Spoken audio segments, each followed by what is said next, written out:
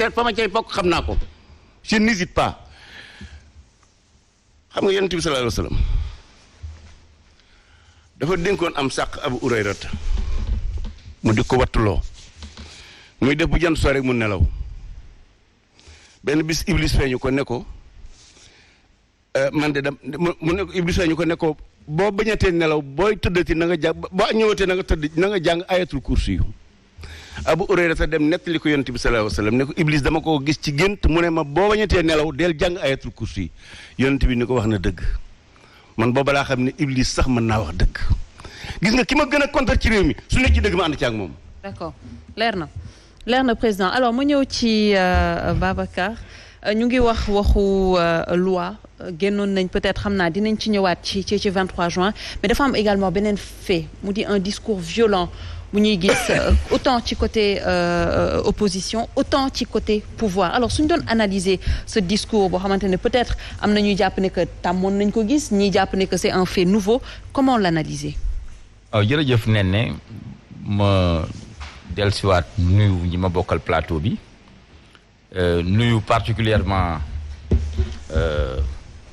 ñi nga xam ne yàlla def na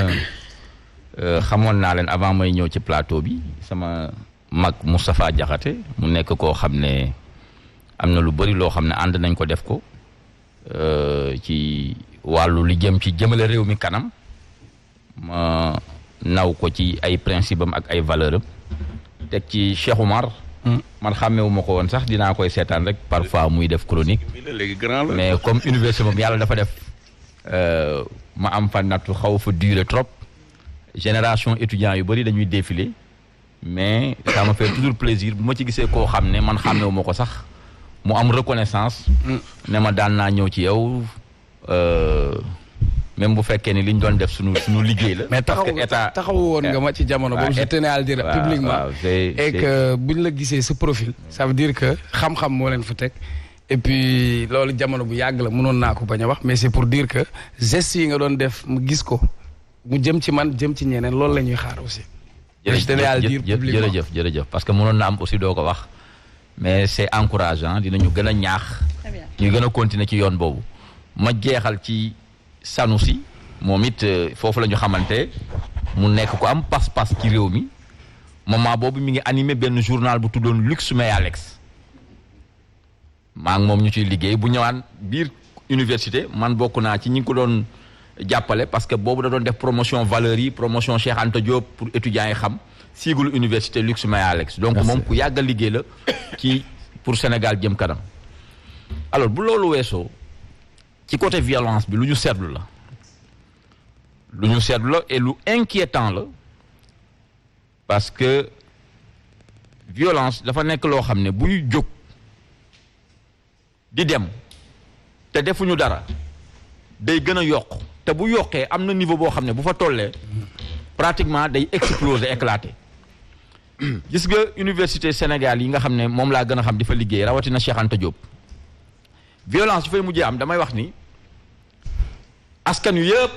dañ leen di interpeller parce que erreur bi nga xam ne ñoom dañ koy faral di def mooy dañuy bàyyi ñi jiite université kese ñu jàpp ne ñooñu rek ñoo war a wax régler problème bi or am na question yoo xam ne dafay dépasser sax autorité universitaires yi et bu ma koy wax di évoquer université dama leen di wax ni ñun Sénégal dañu fàtte ni Côte d'Ivoire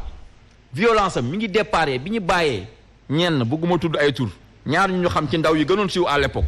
ñu nekk ci biir campus yi yor ay jaasi ci fesi violence boobu dafa dem ba bi conflit bi éclaté pratiquement ñooñu dañu jóg nekk ay leader politique yoo xam ne dañu gën a attiser violence bi moo tax violence dañu war toujours di ko xeex Sénégal nag langage bi langage bu am violence la depuis quelque temps wallaahi ci réseaux sociaux yi dafa bëri violence tey rek assemblée vidéo yi ma seetaan man dama dem ba ni ñii mais est-ce que dañu fàtte ni am na ay kilifa diine ci ñi gën a kawe ci Sénégal yoo xam ne xëy na ñu ngi toog di seetaan télé c'est comme si nit ñi pour jox am importance parce que société bi aussi da leen di ràngati ba nga jàpp ne ki gën a saaga ki gën a xotti kooku dañuy jàpp ne après buñ koy TikTok ak yooyu parce que yëpp da ci bokk. assemblée tey jii mais du bii rek yàgg na loolu fee yooyu yàgg na ci am kese. du bii kese mais bu tey bi moom moo tax ñuy wax. beneen affaire la. Sénégal assemblée ces dernières années gis nañ bi ñuy voté loi bi motion bi doon mettre en accusation Idrissa Seck gisoon nañ violence ba fa amoon ak fecc yi ñu daan fecc bi affaire bi jàlle donc yàgg na violence yàgg na assemblée nationale mais bu tey bi moom la ñuy wax et tey man dégg naa ay saaga yoo xam ne am na ñu ko def yoo xam ne man vraiment jaaxal na ma alors ci journaux yi aussi ci langage journaliste yi parfois da ngay sentir violence ci bind yi benn affaire day am ñu ne telle personne brûle telle personne démolit telle personne nit ñi duñ ci def attention telle personne descend en flamme telle personne mais c'est des langages yoo xam ne du point de vue psychologique day def effet événement yi mujjee xew man gis naa violence ak incitation à la violence boo xam ne événement mars yi mais dafa dem ba situation terrorisme terreur dafa amoon xam nga ñu ngi wax ci terrorisme nit ñi di wax nii mais terrorisme dafa mën a am ay sens yu bëri xëy na ñuy wax ci côté droit bi à chaque fois nga tiital nit ba moom mënatul def ba mu tétanisé wu ba toog ba ragal rek ñu ngi ci situation terrorisme xam nga Moustapha Diakhaté bu waxee dara nga bind ne Moustapha Diakhaté mi ngi dëkk tel endroit man gis naa événement mars yi passé koo xam ne day bind ne Maître El Hadj Diouf habite au Maris mais il faut se mettre à la place de Maître El Hadj Diouf dem na ba sax yéen presse bi da ngeen ci am jafe-jafe parce que ki wax yi ni ñu doon defee gis nga bi ñu arrêté seen TV ak Walf dama ne instance bi ko jël ndax am nañ ay psychologue ak ay sociologue parce que li ñu arrêté seen TV moo tax en réalité violence la boo xam ne dañ leen ko tegoon moo tax en réalité ñu attaqué yeneen organe de presse parce que c'est une manière de dire que ni ok ñii ñoo nekk ak peuple bi ci moment bi ñi la ñoom ñooy collaborateurs yi tëj seen TV boobu moom moo indi woon réaction boobu donc parfois acte sax yow mën nga ci bañ a def attention fekk acte bu violent la maintenant il faut société bi yëpp ñu conscient ci loolu jàpp ne war nañ mën a régler suñuy problème fii ci Sénégal sans pour autant muy am usage violence comme ni ñu ko defee tey ci contre journalistes yi parce que comme ni ko Moustapha waxee maa ngi koy dëgg démocratie moom pour mu sax ci réew ñaar yi il faut ñu dëgër mooy presse ak justice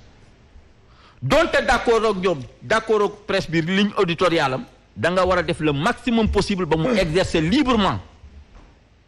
son travail. D'accord. bu dee aussi ki ñiy àtte donte d'accord ak ñoom la benn magistrat bu mag doon wax Senghor ne ko même nos erreurs s'appliquent à vous donte d'accord ak moom ci justice bi da nga ko war a protéger ba moom mu mën a rendre justice gis nañ nag ne ñoom it violence exercée wu na ci ñoom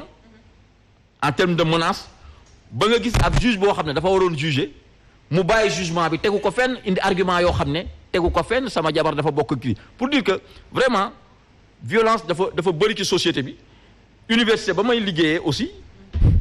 gis nañ violence am fa. Effectivement. te gis nga violence xam nga li koy gën a yokk. ñaar yi daf ci bokk. mooy sentiment d'injustice bu nit ñi demee ba jàpp ne injustice dafa am dañuy recourir à une justice privée par la violence beneen bi koy yokk aussi mooy mu dem ba impunité am. gis nga ci école yi ak université yi dañu dem ba élèves yi ak étudiants yi am sentiment boo xam ne sentiment d'impunité maanaam mën nañ def lu ñu neex. il y a quelques années fii ci Sénégal possible woon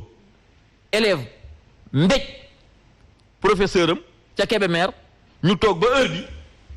di laam-laame ndax dañ ko war a sanctionner ou pas mu am ñoo xam ne ay parents lañ di def ay intervention pour ñu bañ a sanctionner élève boobu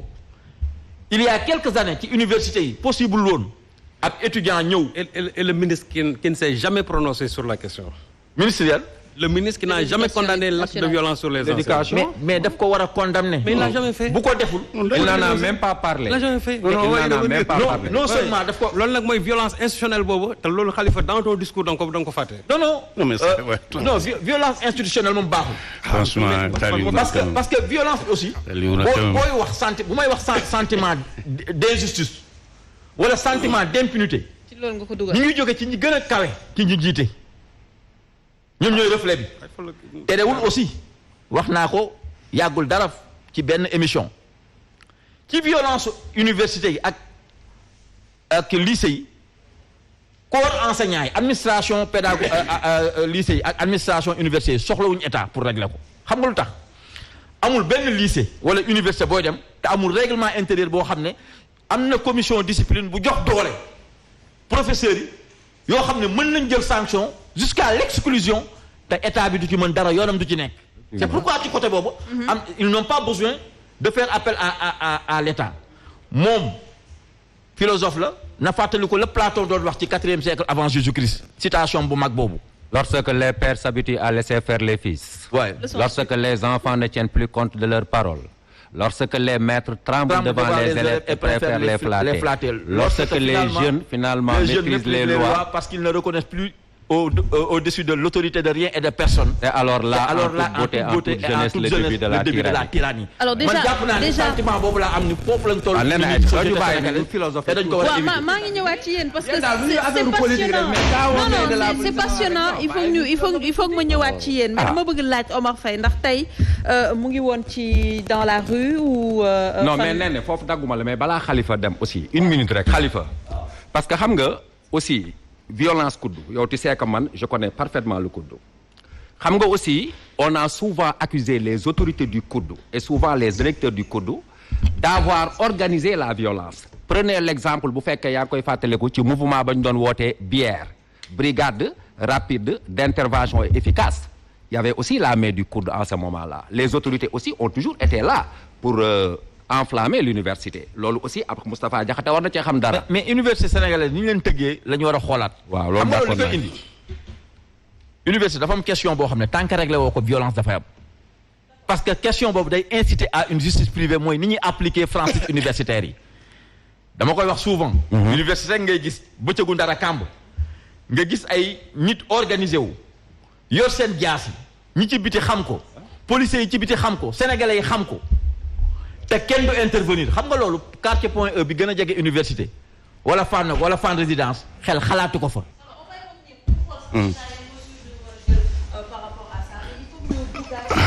mais nee na Aïcha situation boobu dañ see waroon boole lorsque les nervis sont utilisés pour mater les populations Platon bu dekk woon dinaa xam boole ko ci phrase boobu. effectivement.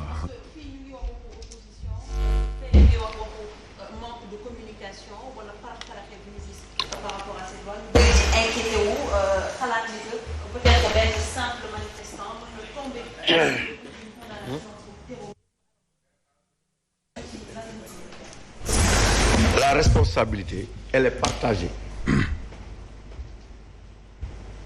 Il y a l'irresponsabilité.